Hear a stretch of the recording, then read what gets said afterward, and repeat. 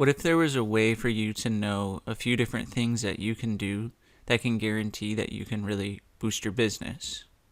What if instead of just randomly trying to achieve things, there was a path to success that was predictable so you could get predictable results? Well, in this video, I'm going to go over 5 different ways, 5 tasks that you can do so you can easily boost your business. And my name is Alex Morgan, and I help you boost your business, and I help you boost your business fast.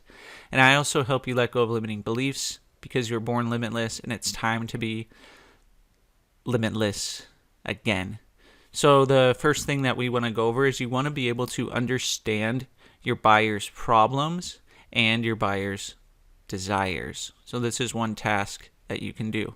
Now, if you understand your buyer's problems, you're going to know how they think, how they act, how they feel.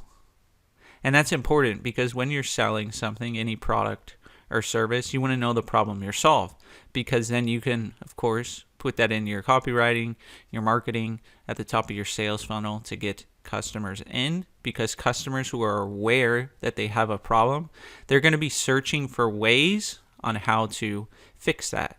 And that'll also help you do outreach. So if you know what problem you're going after, you can look for people in specific areas, regions, industries that might have this problem. You also need to understand your prospects' desires. Now, this is important because during the sales process, even in your copywriting and marketing, you can also tell different stories that show that your customers went through something similar, and then you can use those stories to help build the desire of your prospect. So if you know what they want, then you can write stories that are similar to things that they want. So there's not so much conscious connection. However, through storytelling, you can use unconscious connection. So then your prospect is thinking, yeah, I do want something like this. The next task that you need to do is you need to understand yourself as a seller. You need to understand what you're good at, your strengths, what your characteristics are that really help you as you do this. So you need to focus on these things. And this is important for a couple different reasons. Because oftentimes we've had lots of success in the past ourselves. However, every time we go to have success, we think we need to do that over and over again. And we need to work harder. And it's not easy to duplicate it. However, if you think about it, inside of you probably have all kinds of assets that could help you make at least, let's say, $100 million.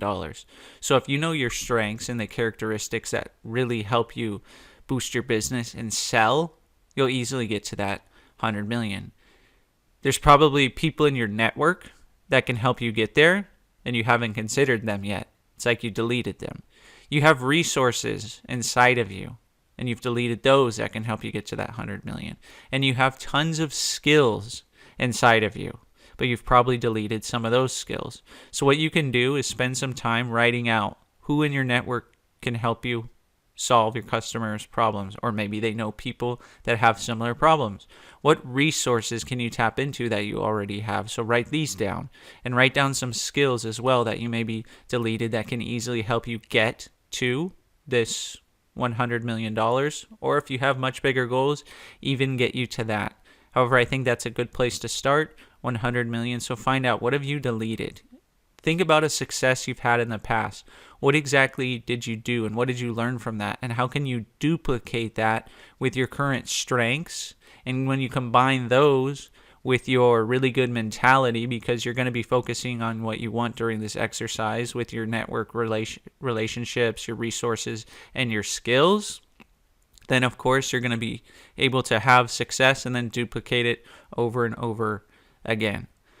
The third thing is you want to build a great experience for your buyer. And there's a really easy way to do this. I mean, have you ever bought something and when you walked into the store or on the call, someone said, hey, thanks for being here. We're going to go through some questions, and, possibly if you're interested, then at the end I can, see if we can offer some possible help with our solution. How does that sound? You probably say, okay, good. Sounds good. And then they may ask you something like, hey, have you ever had a really good experience buying something before, and can you tell me how that goes? So this is okay to ask because you're getting valuable information from your buyers. So you can use it on the current call and base this off information from previous calls as well. What your clients actually want. What's a good experience for them? And if you think it's weird to ask this question, you can just say, hey, I'm here to serve you today.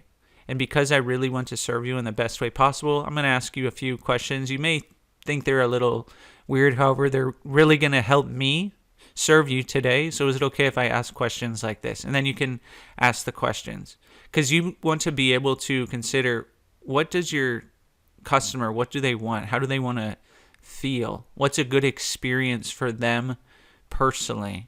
So this works if you have products or services. So I think it's a really good way to set up a really good process for you to boost your business and boost it fast. The fourth one is you need to build a great relationship with the buyer. And you can do this from the very start. There's a lot of things that you can do from the very start, such as suggesting referrals the first time you speak to someone. I know you might say, hey, that's too soon, but this really builds a relationship from the start, because you can be asking questions, building rapport, and all of this. And as you're building rapport, you're going to find ways that you're like each other. And people who are like each other like each other. And then as you're doing that and they say something to you, be like, oh yeah, it feels like I've, known you for a while and stuff like this. And you go, yeah, you know what? You probably know other people too who, would like to have massive success. I would probably be interested in something like this too.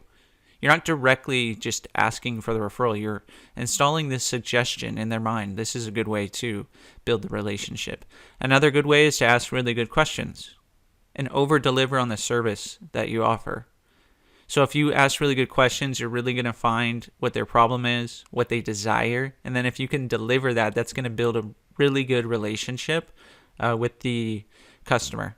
So I think that's another way to build a really good relationship. And then, of course, after the sale, you need to deliver what it is that you sell, whether it's a product or a service, and offer good service. Because, how many products or services have you bought?